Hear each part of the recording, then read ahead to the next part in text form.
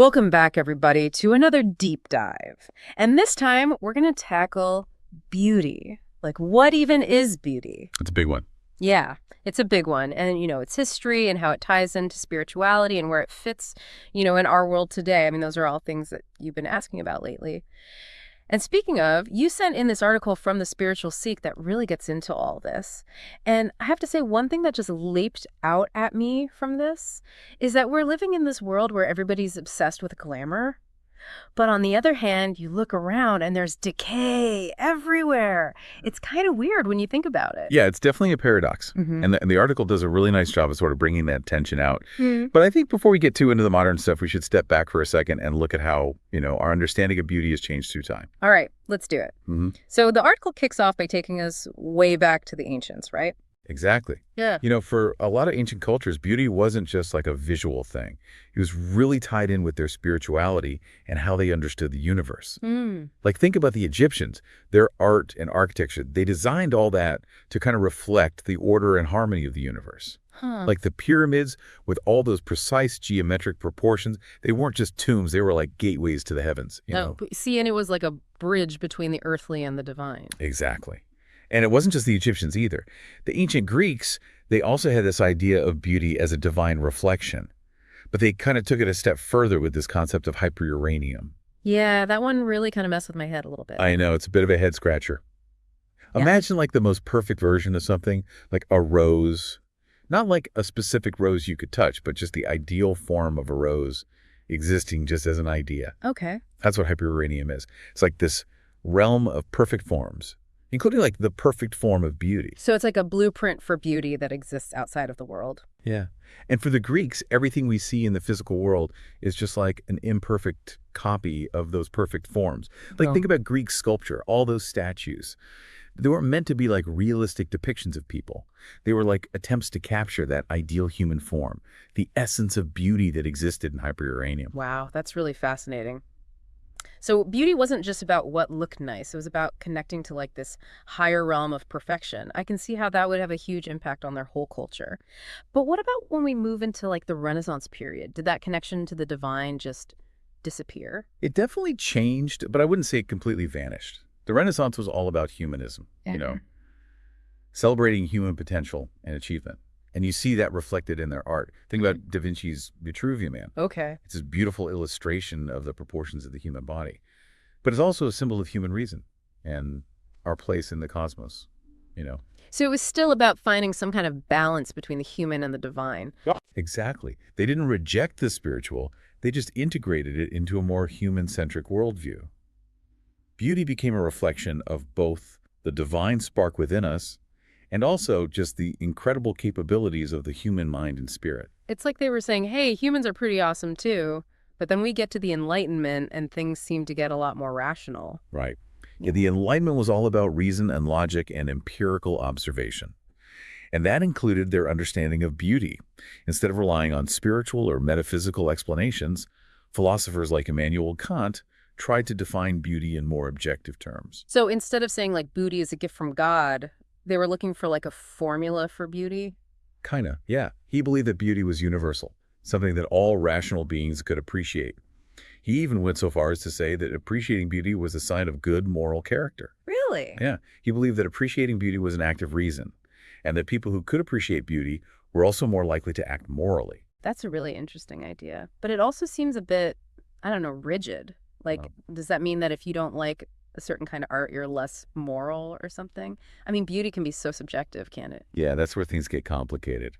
And it's a debate that still goes on today, that balance between objective and subjective experiences of beauty. But even Kant, with all his emphasis on reason, he couldn't completely escape the metaphysical.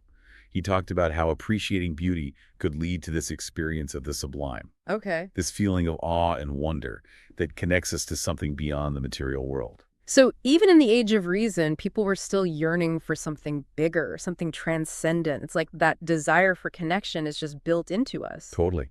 And that yearning gets even stronger as we move into the Romantic era. Ah, the Romantics, always so dramatic. Exactly. They were all about emotion and intuition and this deep connection to nature.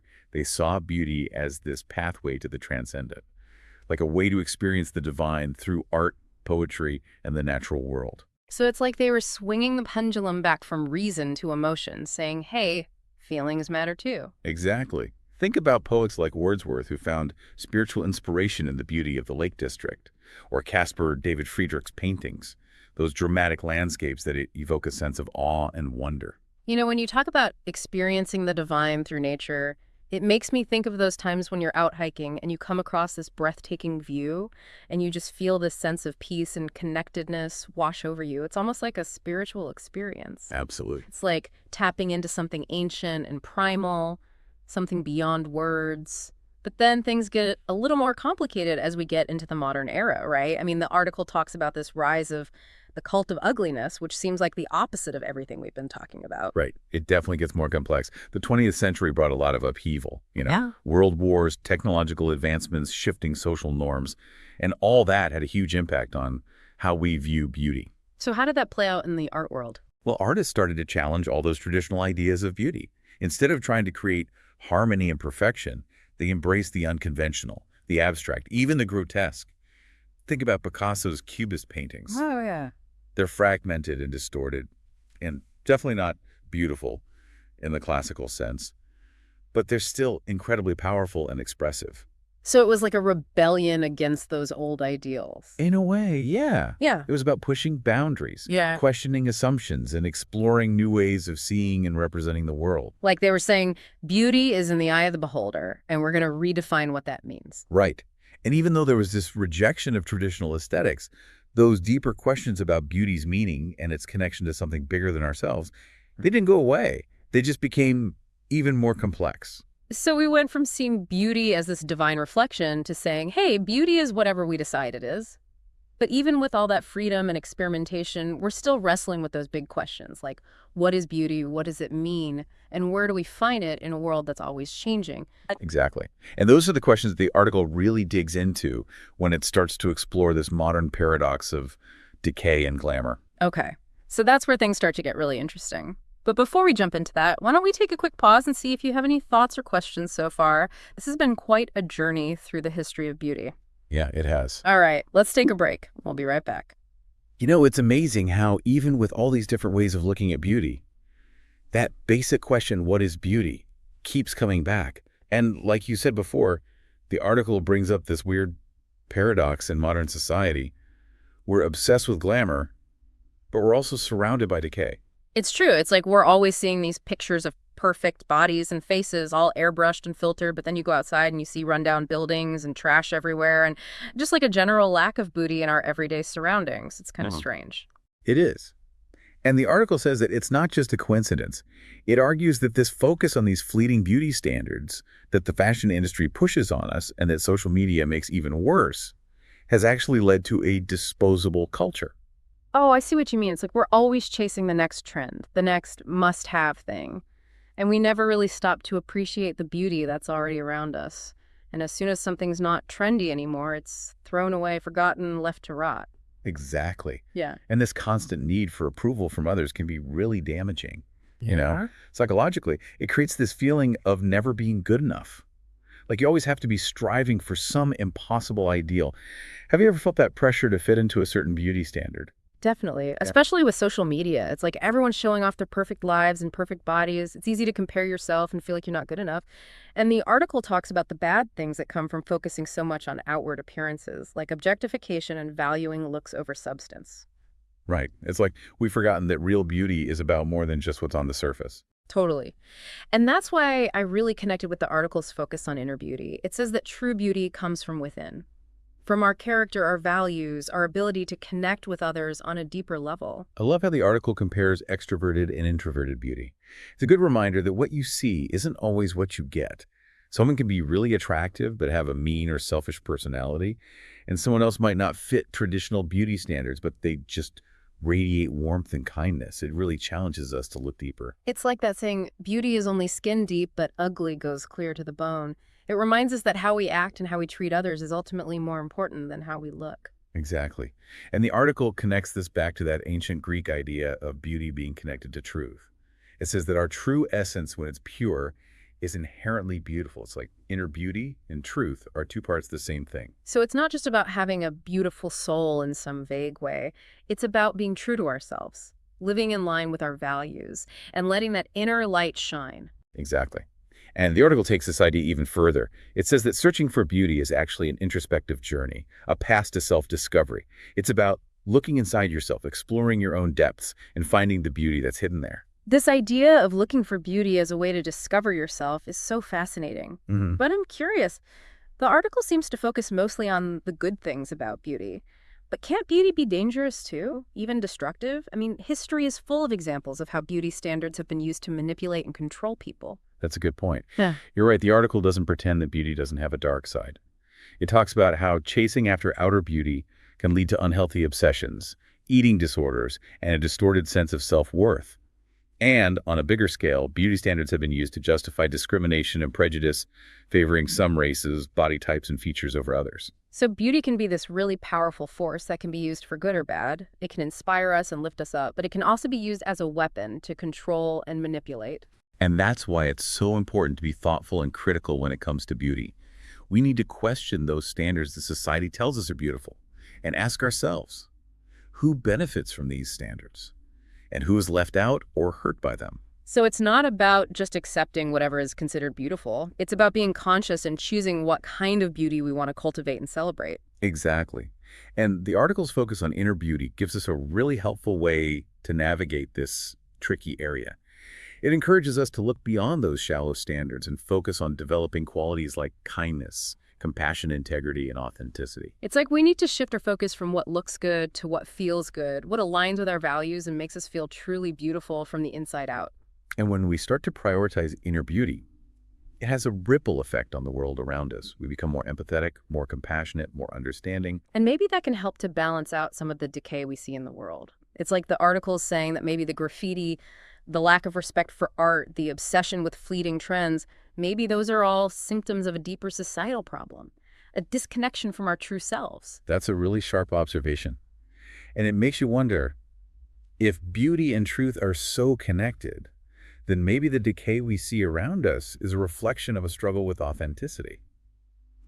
That's a scary thought, but also hopeful in a way. It suggests that by embracing our own truth and searching for beauty in all its forms, we can start to heal that decay and create a more beautiful and authentic world. Exactly. And I think that's a beautiful message to take with us as we keep exploring these ideas. This deep dive has been so insightful. We've gone from ancient civilizations to the complexities of the modern world, and we've discovered so much about what beauty is, what its challenges are, and how it can transform us. And we talked about how cultivating beauty can help us discover ourselves, grow spiritually, and even change society. I think the article leaves us with a really important question to think about. If beauty and truth are so closely linked, could the ugliness we see around us actually be a sign that society is struggling with being true to itself? That's a deep thought. Yeah. It makes you think that embracing our own truth and looking for beauty in all its different forms might be the way to fix that brokenness. This has been such a fascinating conversation. Thank you for joining us for this deep dive into the world of beauty. We encourage you to try out those introspective exercises the article mentions and keep looking for beauty in your own way. Remember, beauty is a journey, not a destination. Keep exploring, keep searching, and keep letting your light shine. You know, it's one thing to just talk about beauty like it's some abstract idea, but the article actually gives us some practical things we can do to actually experience beauty more in our daily lives. Yeah, it encourages us to really engage with beauty in all its forms. Spending time in nature, immersing ourselves in art and music, even contemplating inspiring ideas. It's like it's telling us, don't just sit around thinking about beauty. Go out and live it. Exactly. And it stresses that beauty isn't something that's only for special occasions or far-off places.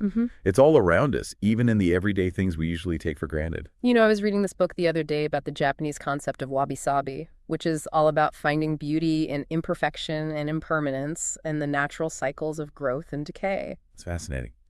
It reminds me of how the article talks about finding beauty in unexpected places, like the way the sunlight shines through leaves, or the sound of a child laughing. Those little moments can be so powerful, Mm-hmm. you know? They can really change your perspective and remind you that there's beauty in the world even when things are tough. It's like training your mind to focus on the good things, the things that lift you up and inspire you. This makes me think of that Rumi quote.